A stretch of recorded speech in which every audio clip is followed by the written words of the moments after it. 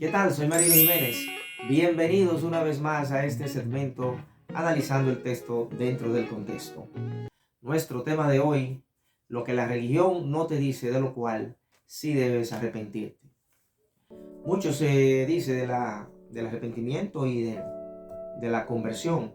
Todas las religiones hacen un llamado al arrepentimiento y al proceso de conversión, el cual, este proceso de conversión puede variar mucho dependiendo de la denominación religiosa que se esté hablando. Entonces, es por ello que cuando tenemos un encuentro con Dios, cuando Dios realmente se manifiesta en nuestras vidas y queremos verdaderamente buscar de Él, lo primero que viene a nuestra mente es religión. La palabra religión es lo primero que viene a nuestra mente y buscamos una religión, ya sea por referencia o por el gusto nuestro, o por la que entendamos rápidamente cuál es la mejor religión. Y ahí viene el problema, porque sea a cual sea religión que usted quiera entrar, lo esperan con una lista de cosas que se deben hacer y las cosas que no se deben hacer. Entre estas cosas aparece como el que si tomas café es pecado, si no estás casado por la Santa Madre Iglesia estás fornicando, que si tienes que ir los domingos, que si son sábados a misa, que también que te debes confesar todos los días, que debes bautizar a tus niños, el diezmo, las ofrendas, que debes, si vas los sábados, debes encender una luz todos los sábados, que debes apagar una luz a cada hora, y que si no la apagas, que te debes bautizar cada vez que respira. En fin, la lista es interminable. Al final terminamos arrepintiéndonos de habernos arrepentido. Ahora bien, ¿de qué tenemos que arrepentirnos según la Biblia? Vamos a verlo a la luz de la Escritura rápidamente, pero no sin antes ver el significado de la palabra arrepentimiento. En el griego, la palabra que se utiliza viene dada por el Strong G 3340, el cual se lee algo así como metanoeo, que significa pensar diferente, reconsiderar, arrepentirse. En el idioma original hebreo la encontramos con el Strong H8666 y es la palabra techuvá. Techuvá, que significa responder, significa retornar. Es una palabra que viene del verbo shuv, que la encontramos con el Strong H7725, que significa volver, volver atrás, volverse. Entonces, techuvá es volver, retornar, responder, volver a la senda antigua. Dicho esto, teniendo ya una idea de lo que es la palabra arrepentimiento, entonces no hay mejor ejemplo para entender esta palabra que la parábola del hijo pródigo. El hijo pródigo, quien estaba con su padre, tenía todo, toda la riqueza que podía tener, y un día él decide tomar su fortuna e irse a una nación lejana. Le dio la espalda a su padre.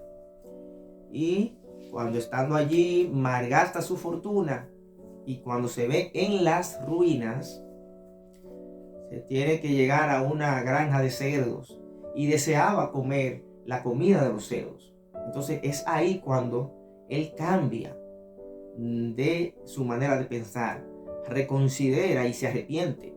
Entonces hace un techuvá. Él retorna a su origen, retorna a su casa paterna,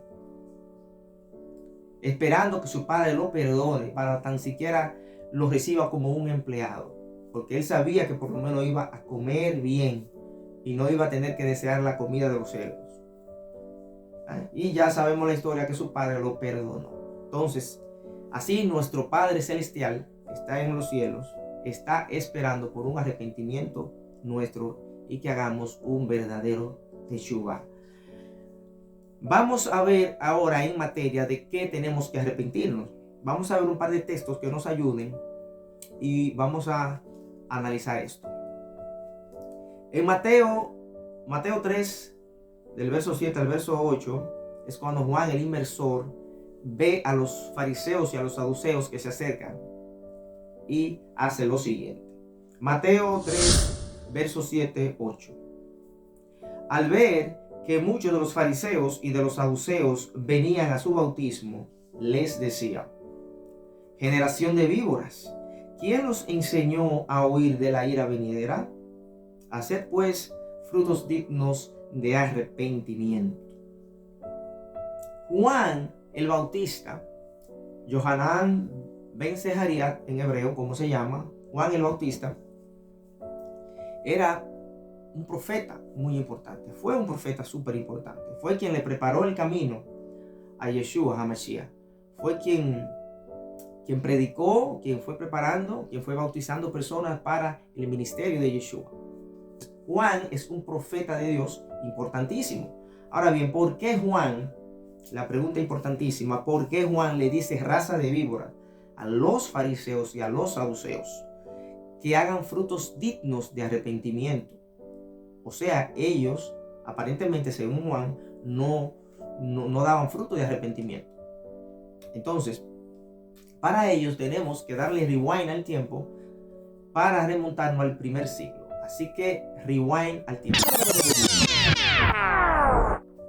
Bien, estando en el siglo I, vamos a ver quiénes eran los saduceos y los fariseos. Rápidamente, los saduceos eran la aristocracia judía, eran de la clase social alta, eran ricos, adinerados, tenían los puestos políticos con el gobierno de Roma y también tenían los puestos más grandes en el templo. El puesto del sumo sacerdote siempre tenían que ocuparlos ellos, como también ocupaban una gran parte del Sanedrín. Entonces, religiosamente hablando, eran unas personas que creían en Moisés, creían las escrituras, leían las escrituras de Moisés, pero no creían en la resurrección.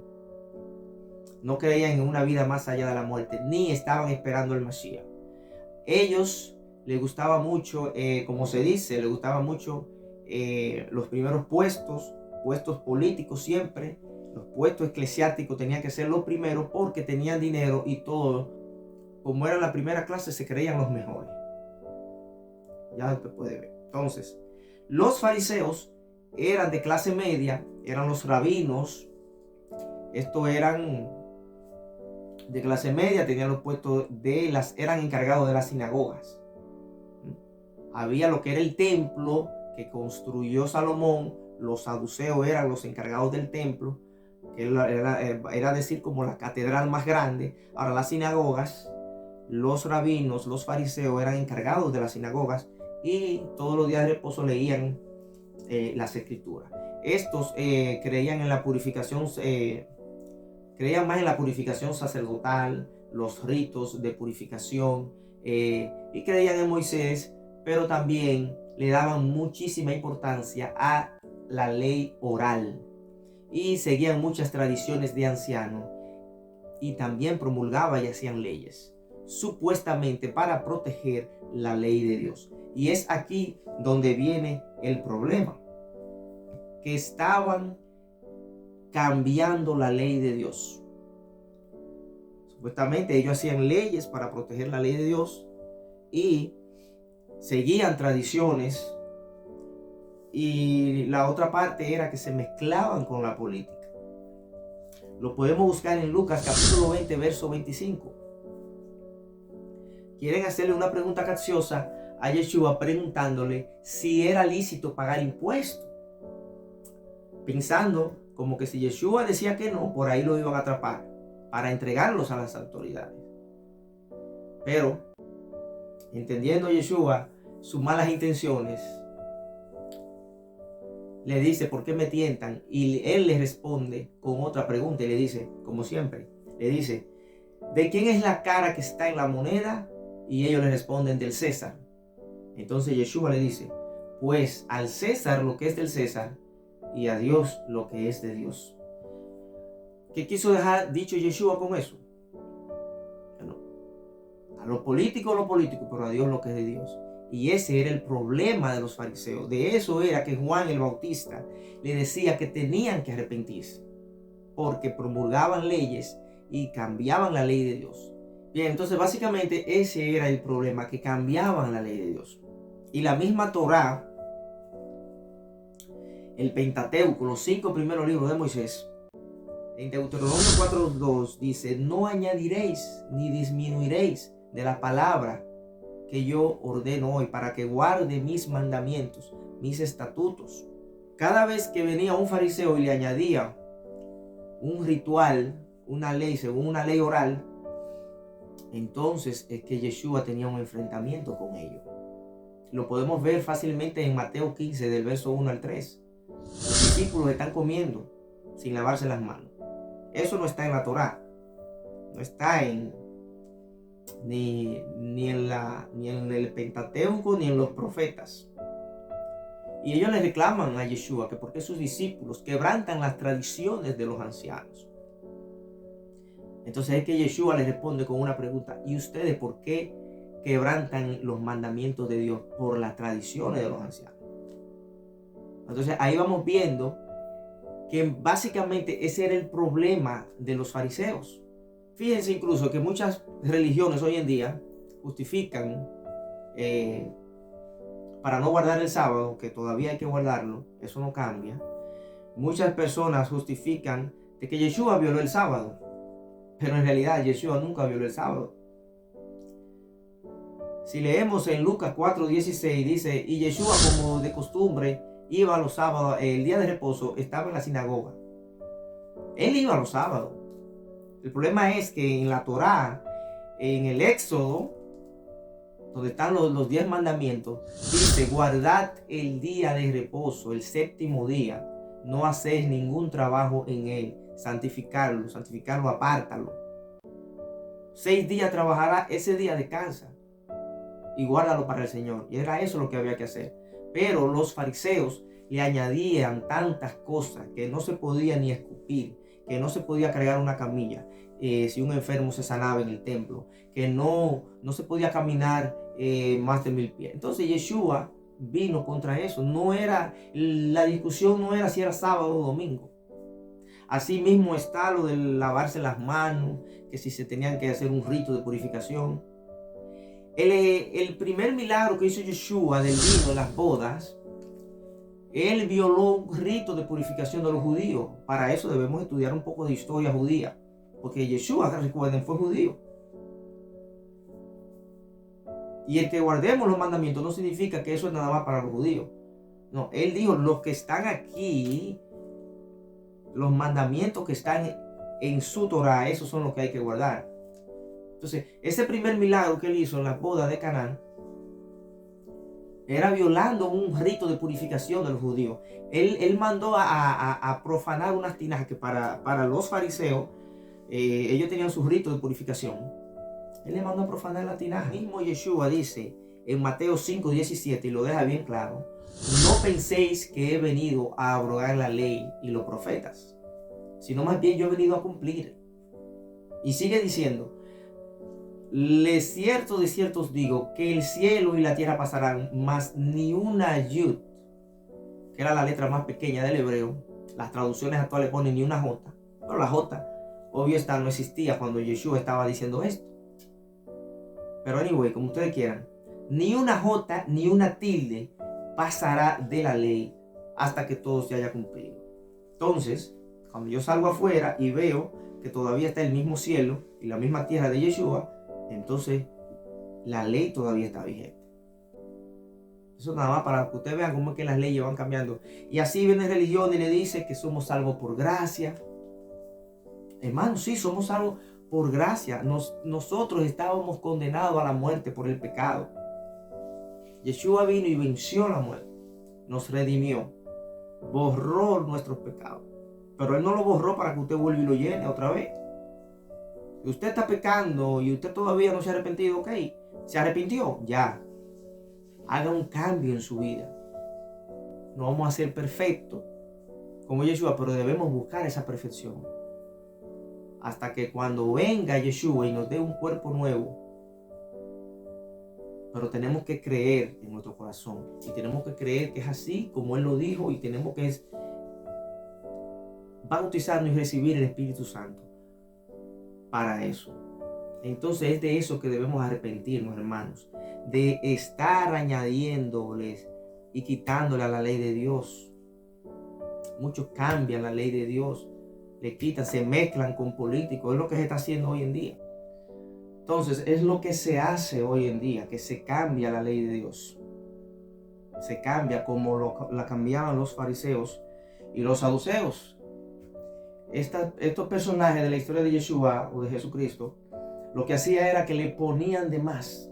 Ellos eran estrictos cumpliendo la ley de Dios, pero le ponían de más. Hoy en día, que le quiten o que malinterpreten, al final están cambiando la ley de Dios. ¿Qué dicen muchas religiones hoy? Que ya no estamos bajo la ley, que la ley fue clavada en la cruz, que estamos bajo la gracia. ¿Vale? Pues si estamos bajo la gracia, significa que yo puedo ir y matar a una persona, o ir y robar algo, meterme a un banco y robar dinero porque yo estoy bajo la gracia. ¿Verdad que no? Enseguida yo cometa un delito de estos, de que yo mate a una persona o de que uno robe algo que no está permitido por la ley de los hombres, es la misma ley de Dios. Entonces, no estamos bajo la gracia. El mismo que dijo no matarás, no robarás, fue el mismo que dijo guarda este día, no tome mi nombre de Dios en vano. Es el mismo. O sea, no es que yo voy a coger de 10 mandamientos, voy a tomar 5 o 10 mandamientos favoritos y los otros no, eso no estamos bajo esa ley. Hay que tener mucho cuidado, es lo mismo que están haciendo los fariseos de hoy en día, las diferentes religiones. Entonces, eso lo podemos ver en Juan 5, 45, 47. No penséis que yo lo voy a acusar contra el Padre. Usted tiene quien los acusa ante el Padre, que es Moisés, en quien ustedes tienen su confianza. Porque si le creyeran a Moisés, me creyeran a mí, porque de mí escribió Moisés. Y usted dirá, ¿qué quiere haber dicho eso?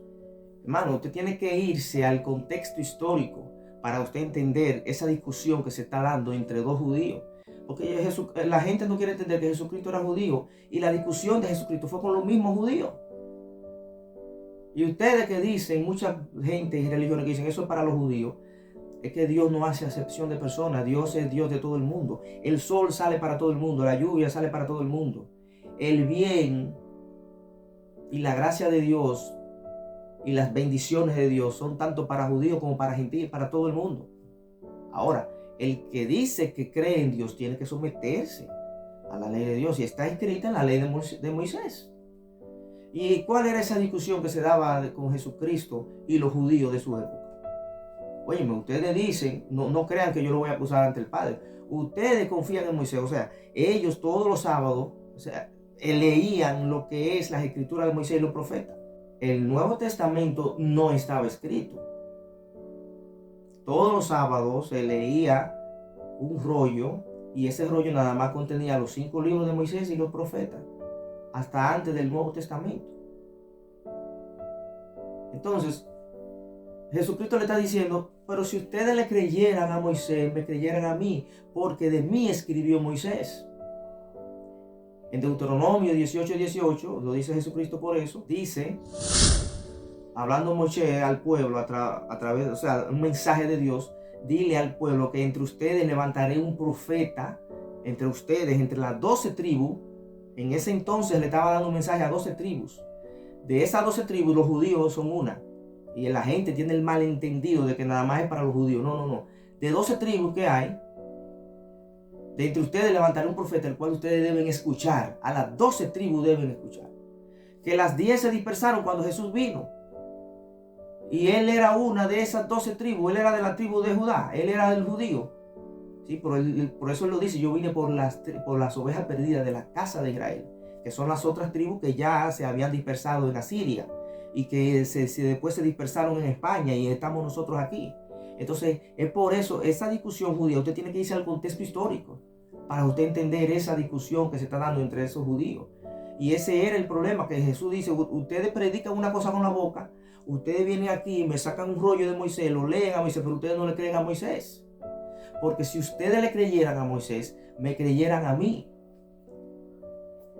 Entonces tú me vas a decir a mí, Marino, que estamos perdidos. No, vuelvo al tema. Jesucristo nos dejó un mensaje, ya para terminar, en Mateo 23, 1 al 3. Mateo 23, 1 al 3, Jesucristo se dirige a la multitud y se dirige a sus discípulos. Están también los fariseos ahí. Pero cuando dice la Escritura, se dirige a la multitud y se dirige a los discípulos. Él estaba parado en el lado de los fariseos, porque él discutía tú a tú con los fariseos y los saduceos. Entonces él le da este consejo. En la cátedra de Moisés se sientan los escribas y fariseos. Hagan lo que él dice, mas no hagan conforme a sus obras, porque ellos dicen y no hacen, y atan cargas pesadas en los hombros de ustedes que ellos no están dispuestos a mover ni con un solo dedo. Entonces, para entender estos 3 versos, tenemos que volver a remontarnos al contexto histórico. ¿Qué es la cátedra de Moisés?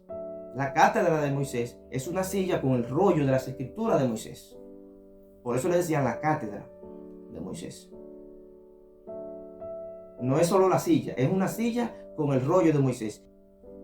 Ellos se sentaban todos los sábados, leían esas escrituras de Moisés y se paraban y daban una explicación. Pero la explicación estaba muy lejos de lo que decía la escritura. Y es por eso que él le dice, en la cátedra o en la silla de Moisés se sientan los escribas y los fariseos, hagan lo que él dice. Y ya por los manuscritos que han aparecido en el Mateo hebreo y por los expertos en el idioma hebreo dicen que se está refiriendo a Moisés. Hagan lo que él, o sea, lo que Moisés, lo que está en la cátedra es Moisés. Moisés y sus rollos, sus escritos, que fue inspirado por Dios, ¿verdad? Entonces, hagan lo que él dice, pero no hagan conforme a sus obras.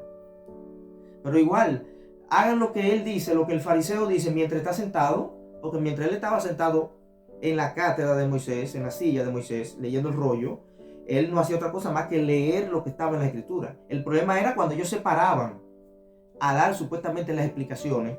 Entonces ellos venían y daban una explicación muy lejos de la realidad, de lo que estaba ahí. El pueblo, acuérdese, existía un analfabetismo altísimo y solo los rabinos eran los que tenían y los escribas, fíjese, había escribas, que significa que eran escritores, los que escribían los rollos. O sea, no todo el mundo como ahora que tiene acceso a una Biblia, que yo voy y la compro allí, que la compro por internet, yo compro una Biblia, ¿cuál? La Reina Valera, aquella. No, eran los sábados ellos iban y leían esos rollos. La cátedra de Moisés. Por eso está traducido así, y es el consejo que le puedo dar a cualquiera. Hagan lo que ellos dicen cuando se paran a leer en el púlpito.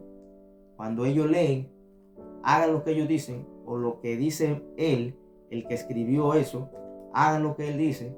Pero eso significa que tenemos que tener sentido común, tenemos que indagar, no podemos ser haraganes, tenemos que buscar esa palabra, el fondo de todo, y el Espíritu Santo nos revelará lo que tenga que revelarnos.